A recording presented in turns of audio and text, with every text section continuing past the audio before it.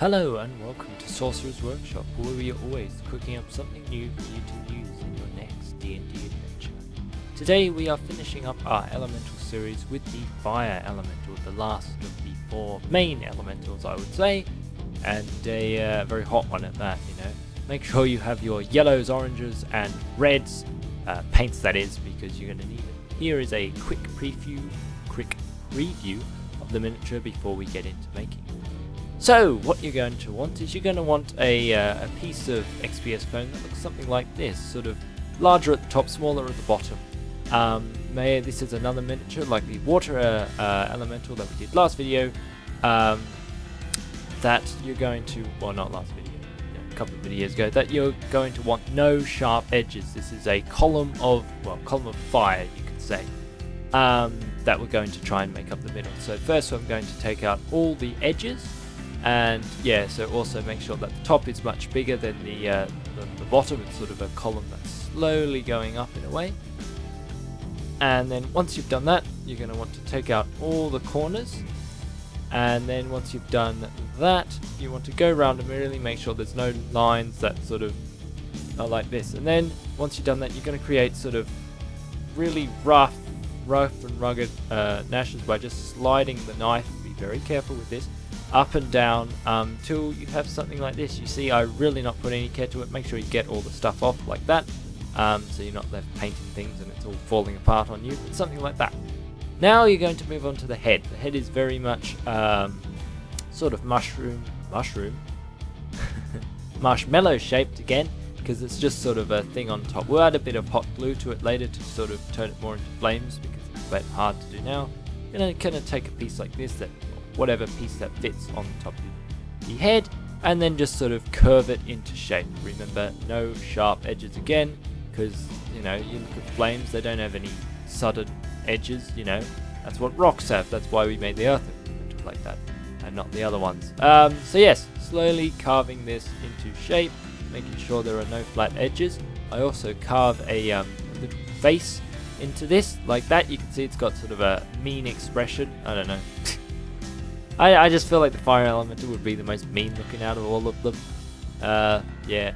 At this point I was like, how am I going to have its arms? And I had a look at the monster manual, and they were sort of both outreached, and I thought, hey, I'll do that as well. So I made the two arms, which is what I'm making now, outreached. I do my normal way of making arms, where I make sort of the top part of the arm and the bottom part of the arm. I also made four sort of fingers, I guess you could call them, sort of claws reaching out, fiery claws reaching out, to take the unsuspecting player out. So I have something like this again, no sharp edges, and I just go along and just make it into sort of a cylindrical shape again. I learned that before in the last video.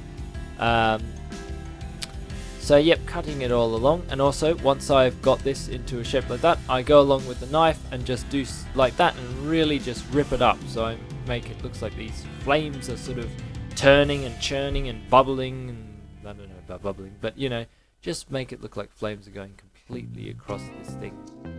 And I'm like, alright, where am I going to put this? So here's the head, like that, and then the arms are going to be, as I said, both reaching forward, so something like that. I think the arm will end up being a little bit shorter than that. And here are the pieces that we have so far. So we have the body, the column of flame, the head, we have the I think that's the left arm, and that is the right arm, and there is the base. We will add a little bit of stuff to the base, but you'll see that in a minute. So we are going to hot glue it all together like this. You see, I added these sort of claws to the end of the fingers, reaching out. They're just really like triangles of XPS foam, which are just glued to hot glued to the end of the hands, just so they don't end in stubs, I thought. And it's like reaching out for the player. It will be sort of, as you can see, at a little bit of a sort of tilt forwards, so it's looking down almost. So here we go. I've added a little bit of hot glue to the head. I've also added a little bit of sort of flames to the back, you could call them, just so it sort of has a bit of look like flames, because it was hard. I didn't want to like cut into the head and then cut like into the eyes and think, oh god, I've just ruined it. So I didn't do that. So I've just sort of added the hot glue over there, not got in the eyes, make sure I didn't get in the eyes. This is what the base looks like. I've just draped hot glue a lot over the base. Tad is like flames that have just sort of burst out from this thing, and also added some sort of flame looking pieces of hot glue that will form the very base of this miniature. I'm just trying to figure out how it will stand, and I think something like that looks alright. Alright, let's get into the painting half of this. First of all, we are going to base coat in a yellow. This is not a bright yellow, this is sort of a medium sort of yellow, I would say, and a little bit of water, lots of paint all over this thing. All the eye holes, all the mouth holes, all the holes all over this thing, and the nashes. Sorry about the out of focus shot, still learning how a camera works, it seems. But this is all over this thing. Give it some time to dry, because if you put orange on top of this thing, it will just blend and it will become an orangey yellowy mess, which is sort of what you want, but you want it a little bit more a structured mess, if you will.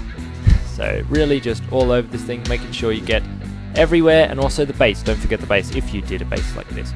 So there you go, that's what it ended up with, and that is the base all over it. So now we got an orange, which is just a very normal orange, and this is not a dry brush. This has some water in it because we still want this to go over. Flames are not yellow. They're not yellow underneath. They are orangey red. But I just want the yellow just so it wasn't so dark. So I do go over this, and I rub a little bit away with a paper towel afterwards, because over the body I went a little bit too much, but you can see there's just very marginal areas where I'm leaving yellow, because I will go over with red after this. But yeah, make sure you get the fingers and everywhere, but I really don't want this to be a yellow flame, you know. I want it to be an orangey red flame more. I make sure I leave the making sure that I leave the eye holes yellow though. That is important, because that's the color they are yellow. This is what we have so far. Remember the base again. See, it is now mostly orange, not mostly yellow like it was before. I did less orange at the bottom, so it's sort of yellow up to the top, which is going to be, as you see now, a lot more red, making sure I don't go in the eye holes. Just get lots and lots of red and all over this miniature like this, and making sure on the base as well that I'm mainly just catching the top of these.